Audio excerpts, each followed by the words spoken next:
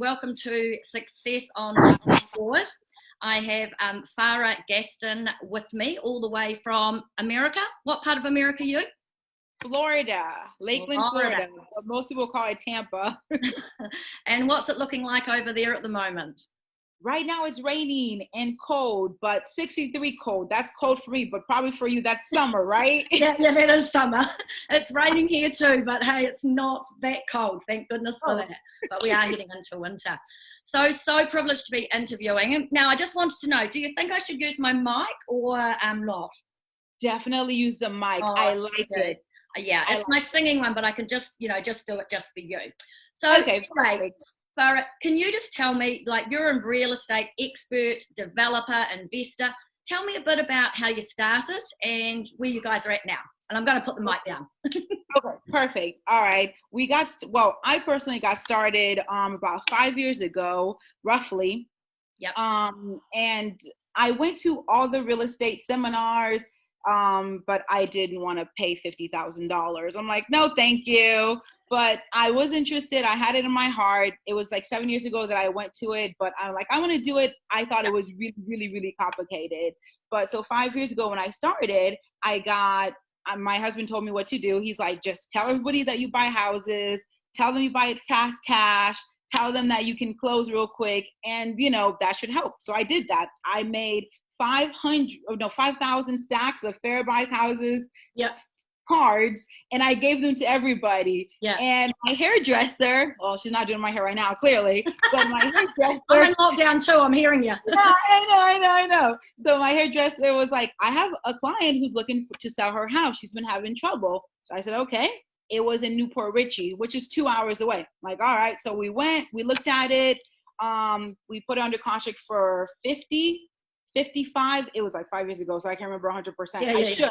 Round about it, yeah.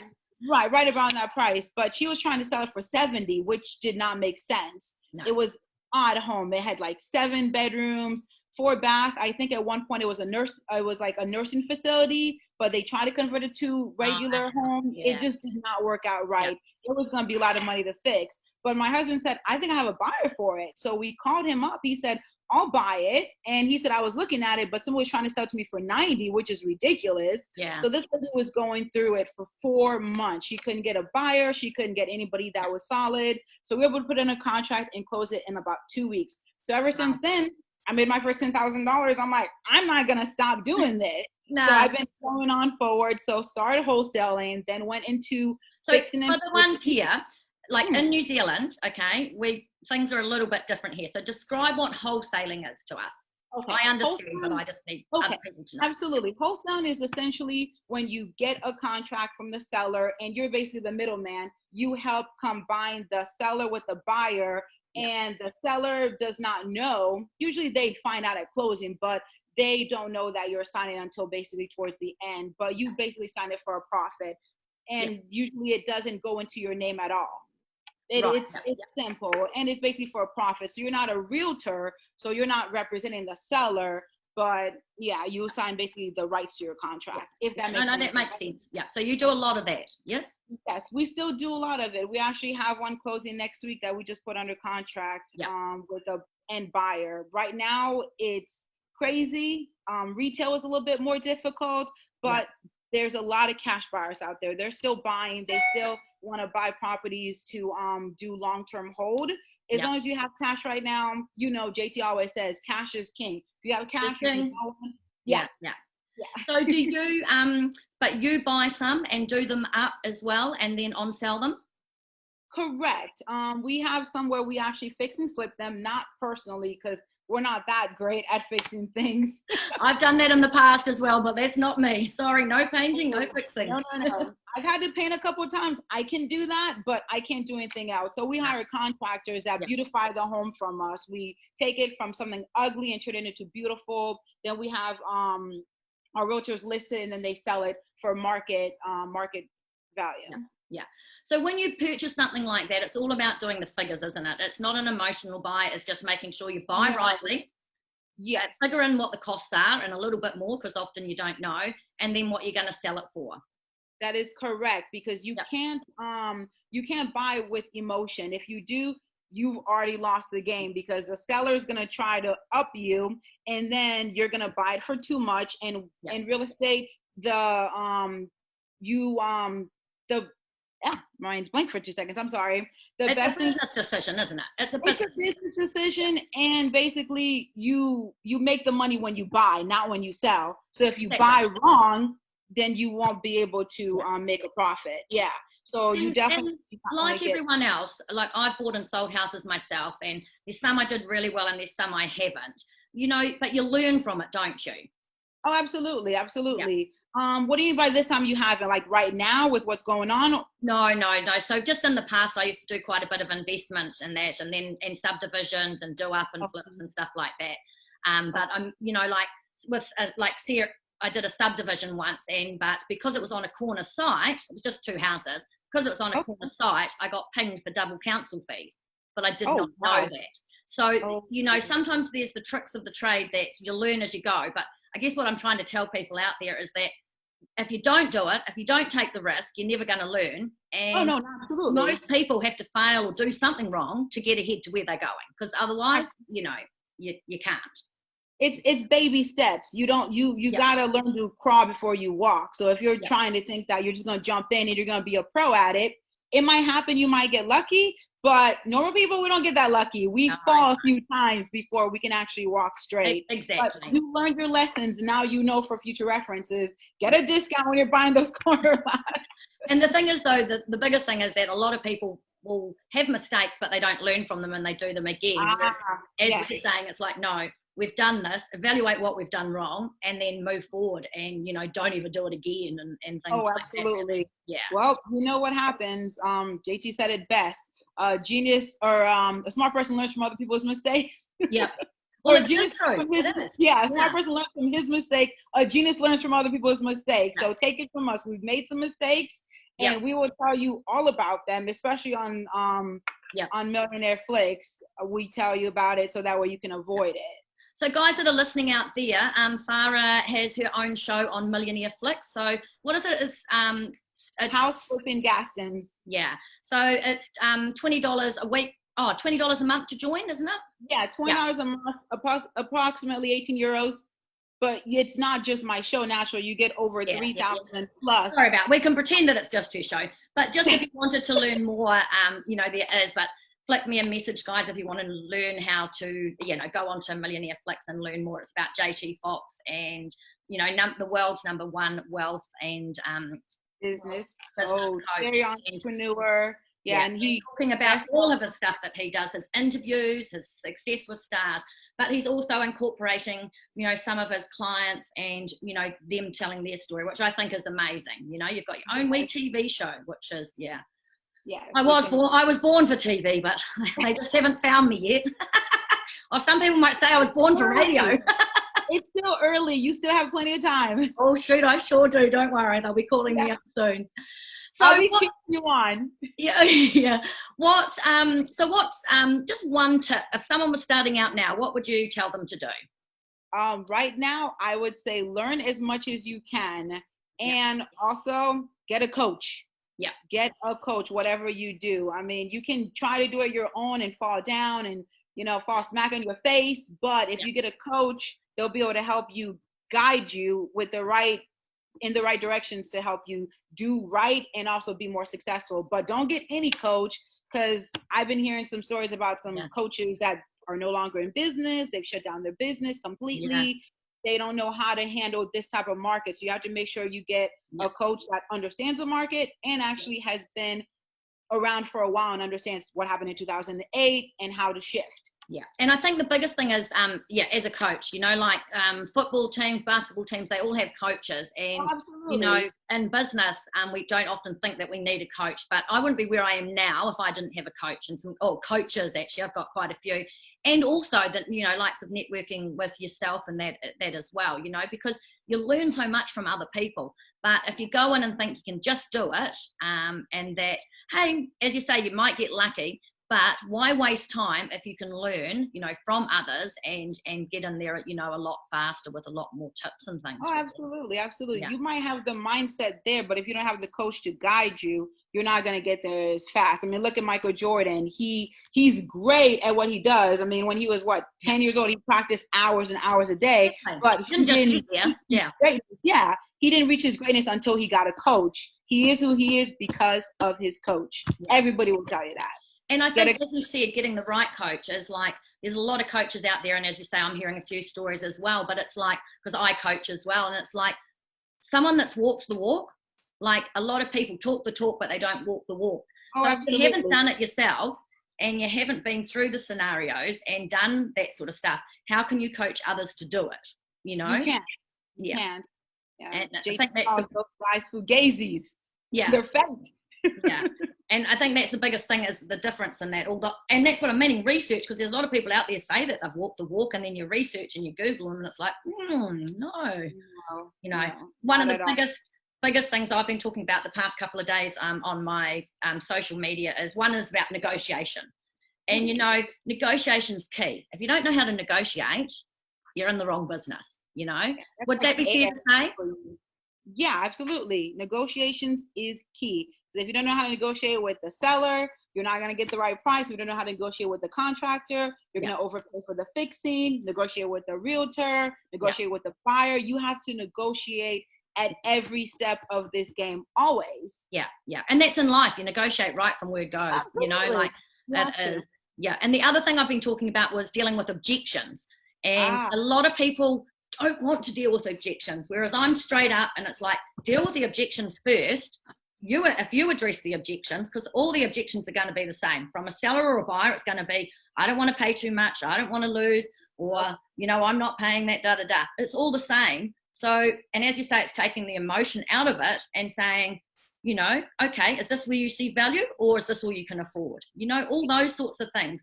Deal with the objections. And just basically do more of the listening than talking, because the seller, they will sell you, they'll actually help you buy their home without having to do too much. If you listen to exactly what they say, if they say, I need longer time, give them the longer time. Yeah.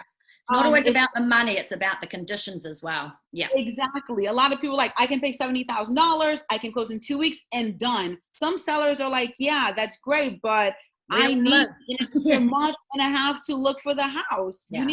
You need to definitely make sure that you listen to what they say, because it's not about the money for a lot of people. Sometimes it's just the convenience, you're working with them, whatever the case may be. Yeah. And that's the same, like I get a lot of people say to me, oh, you must be really good in real estate because you talk a lot. Now, no, I talk a lot with my friends and my family and everybody else. But the reason I do that is because I don't talk a lot. As you say, I ask questions and then I stop. I don't say nothing else. You go in to do, like as a realtor, you go in and you do, they want to know the value of their property. I'm not a valuer, but they still want to know. So I give them a bit of a guideline. But then the question I always say is, so if I was to bring you a buyer tomorrow, where does the price need to be? And they nearly 99% will tell me where it has to be, because they know. They know what they want. Yeah, exactly. Some of them will say, oh, I don't know. I gotta think about it. But they know, because when you give them an offer, they're like, oh, well, I was mostly thinking this. Yeah, so exactly. Then you did know. Come on. Exactly. And that's what I say. If they say they don't know, I'll be going, okay, so is 300,000, is that, in the ballpark? Oh, no, I want more than that. So exactly. So you do know. Yeah. Oh, okay. But it's about reading people, and it's about body language. But as you say, I only ask questions. All through my negotiations, I ask questions. And I think the biggest key for people, whether they're getting into investment, developing, wholesaling, whatever you call it, is that they just have to shut up and be quiet. It is, if you're talking, you're not listening, and you don't know what they want. And as you say, sometimes it's actually conditions that they want to. We have a lot here in Christchurch, as is Whereas Properties. And a little bit's about the price, but really it's about the settlement, because they need to find a property and they don't want to be rushed. So if you can give them that and say, hey, look, and then we help them to find, then they're more than likely to accept the price, with that in mind. Yeah. Absolutely. I had a lady, she didn't even live in the house, but she was so emotionally attached to it. Yeah. It took 2.5 months to close the house because she would just, we chased her down. We signed the contract. We're ready to close. We have a buyer, and we had to kind of like stop by her house and talk to her. She said, I love my house. I understand that. But, we do need to move forward. Time is of the essence. It took her 3 months to sign the paperwork over to us, but we just were patient with her. You have to be patient. And that's the thing with some of them. It's like, as you say, if it's been a family home, they brought their kids up in it, or there's some emotional desire there or whatever. Absolutely. It's a lot harder than an investment property. Investment property you don't live in. So, yeah. So that's it. What was I going to say is, what sort of tools or anything do you use? I don't mean physical tools like painting brushes and stuff like that, but do you have like spreadsheets and stuff that you use to calculate when you're buying and what the expenses are and stuff like that? Yes, now we do. I didn't before, but now we do. So we have some spreadsheets where we calculate the number that we're buying it for, the numbers that we're gonna rehab it for, how long it's supposed to stay in the market after we fix it, hoping and praying that within the next 6 months or less we'd be able to close on it. But now that might be a year, so we have to configure all those numbers of holding costs. Because so why is it now? Is it as the settler? Are they taking the settlement out? Is that what's happening? I'm sorry, what? The settlement, did you say, is it going to be longer now? Well, yeah, definitely. I think so, because selling, you're meaning selling will be longer. Yeah, on the selling part, us selling it. Yeah. So before it was 6 months or less, you want to be in and out, but now you have to pray for under a year, because the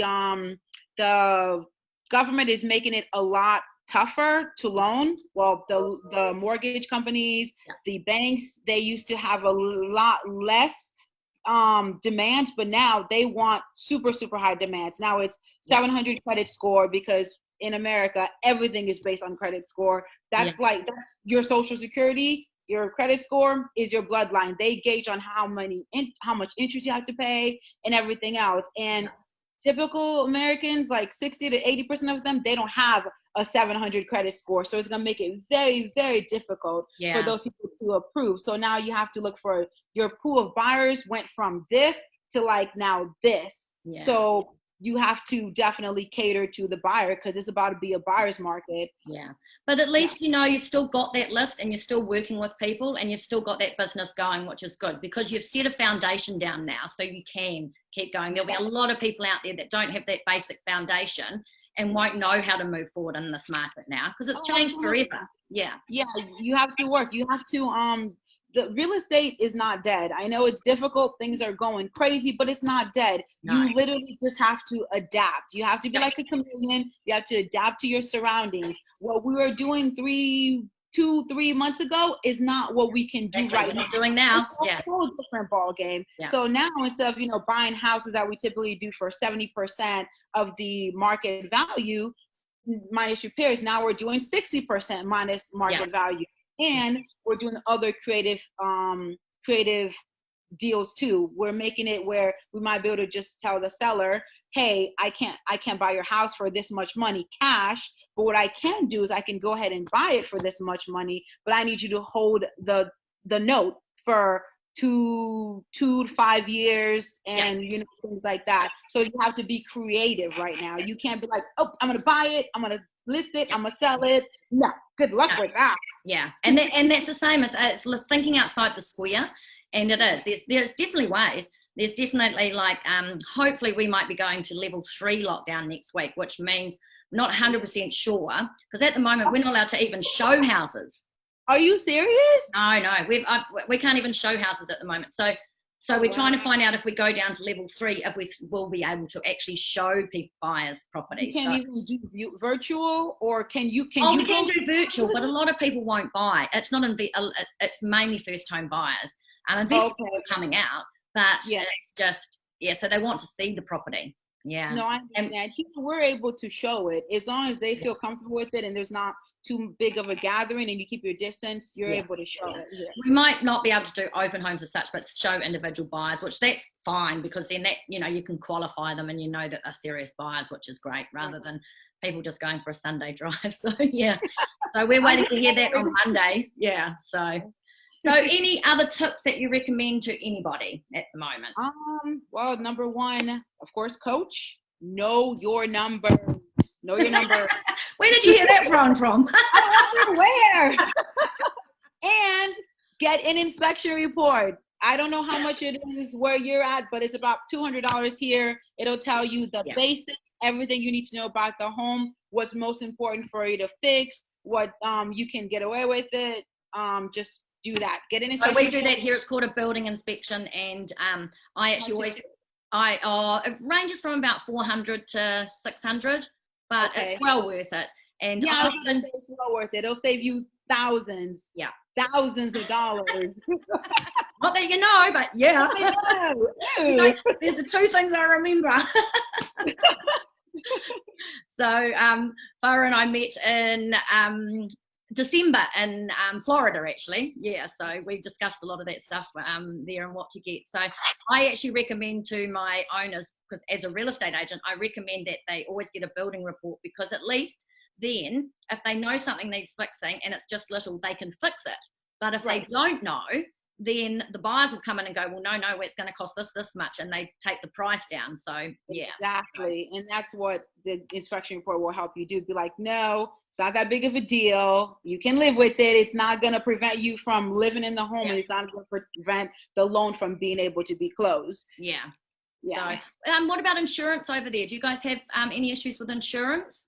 Right now, the insurance companies are being such jerks. I kid you not. I love the terminology. Yeah. I'm just going to be honest. They are total jerks. Yeah. We purchased this house a month ago. It's rehabbed. It's already on the market. And then we get a letter. They're saying, oh, well, we need you to cut down the trees.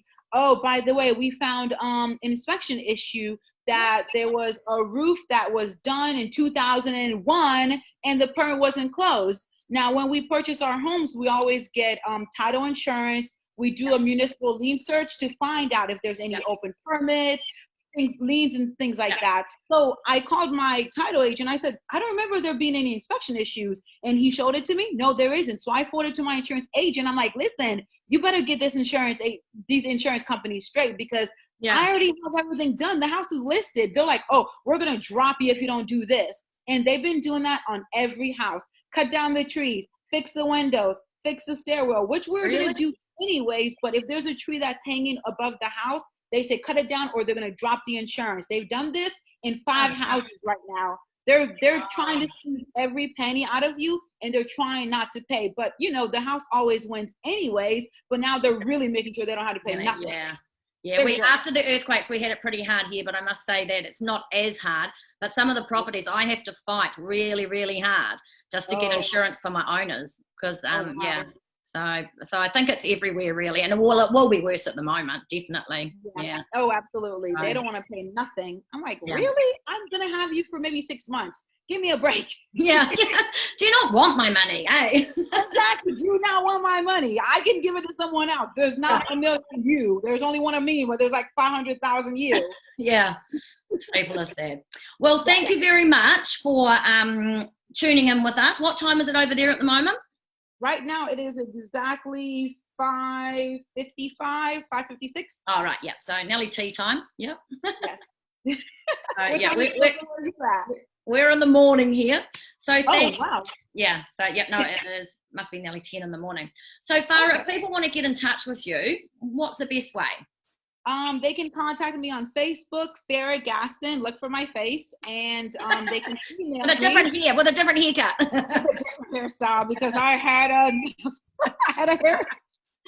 hairstylist. Now I have no hairstylist. I know, it's awful, eh? The things I have to go without nails. No nails, no nothing. The things us women have to go through. Things we take for granted. I will never take my girl for granted again. No. At least you don't have to self-tan, hun. That is very true. I like that. But I wish I could detan. No, you're beautiful. But they can also email me at jfzamor@gmail.com. But follow me on Facebook or Facebook's probably the best way. yeah, Facebook they're is all probably over Facebook. the best So. way. Just friend Hey, request me a message. thanks for tuning in, and I'll talk to you soon.